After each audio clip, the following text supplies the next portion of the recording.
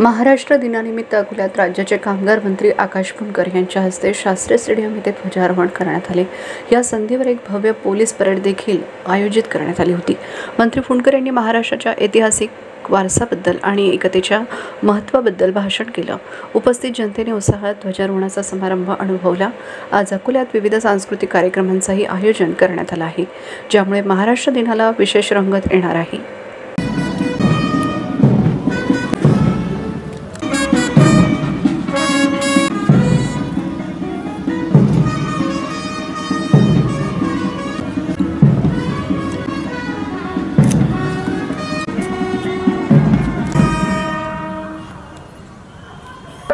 एक बड़े कमांडर, एक सेकंड कमांड।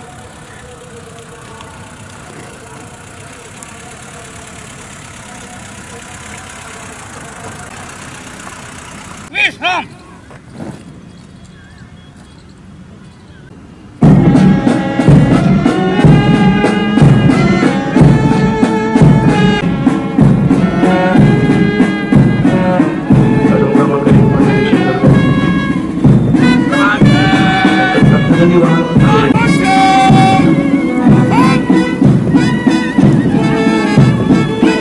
क्रमांक 3 पोलीस प्रशिक्षण केंद्र अकोला।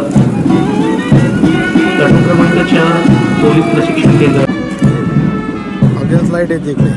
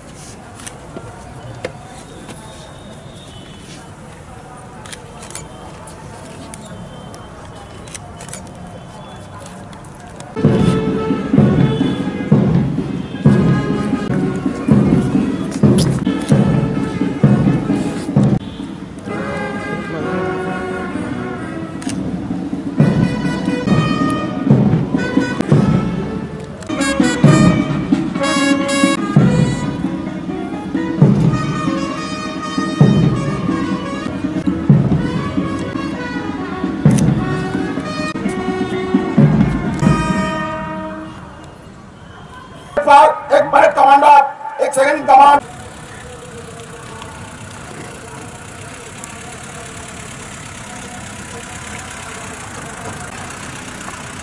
विश्राम।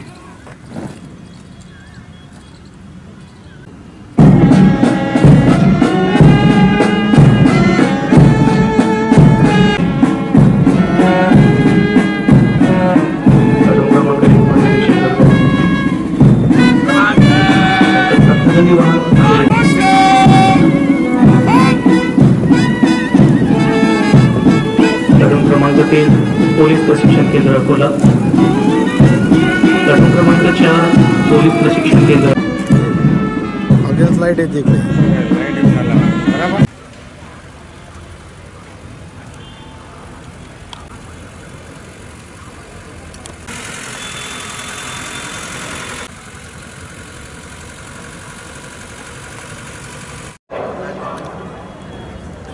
धन्यवाद सर।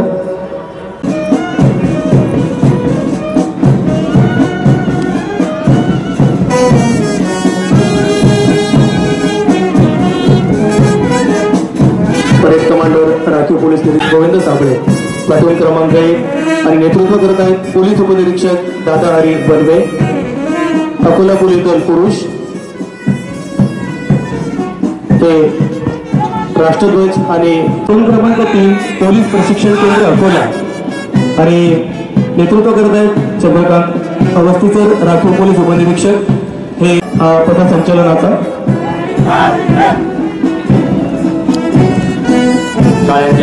त्यानंतर प्लाटून क्रमांक 4 राखीव पोलीस उपनिरीक्षक गजानन सिंह यांच्या नेतृत्वात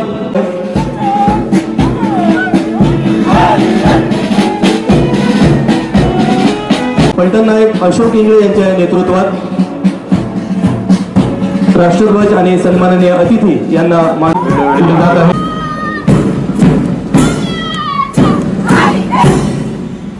गाण्याच्या तालावर हे आणि चालक आहेत लेडीज पोलीस कॉन्स्टेबल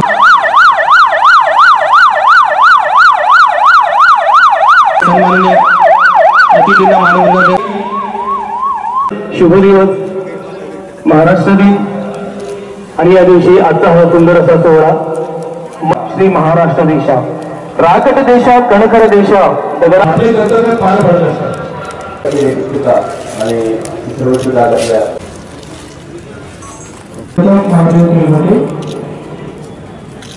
त्यानंतर पोलीस हवालदार कुंदन कुमार भाऊराव इंगळे पोलीस मुख्यालय मी यांना त्यानंतर महाराष्ट्राच्या पोलीस कुमारी पल्लवी जगदीश मांडवे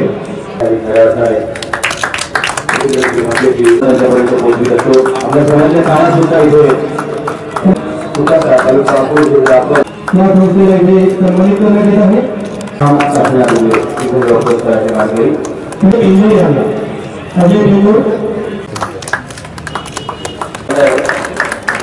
मिळाले आहे मी पालकमंत्री महोदय आणि उपस्थित पालकमंत्री महोदयांना 10 लाख रुपये त्यानंतर मी सरपंच आशादेश नेतृत्वाखालील राज्य शासनाने नवनव्या लोकहितकारी धोरण व निर्णयांनी सर्वसमावेशक विकास प्रक्रियेला गती दिली आहे।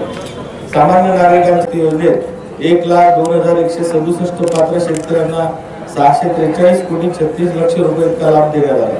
तसेच प्रोत्साहनपर लाभ योजनेत 20,512 शेतकऱ्यांना अर्थसहाय्य अंतर्गत 4 एप्रिल पर्यंत 2,40,807 शेतकऱ्यांना 111 कोटी 3 लाख वितरित करण्यात आले आहे। जिल्हा प्रशासनाच्या प्रयत्नातून अकोला कागदी लिंबू या फळ पिकाला ओळख मिळाली असून त्याचा फायदा शेतकरी बांधवांना होईल। पंतप्रधान सूक्ष्म अन्न प्रक्रिया योजनेअंतर्गत 167 योजनेमध्ये 702 हेक्टरवर क्षेत्रावर फळबागा विकसित करण्यात आल्या आहेत।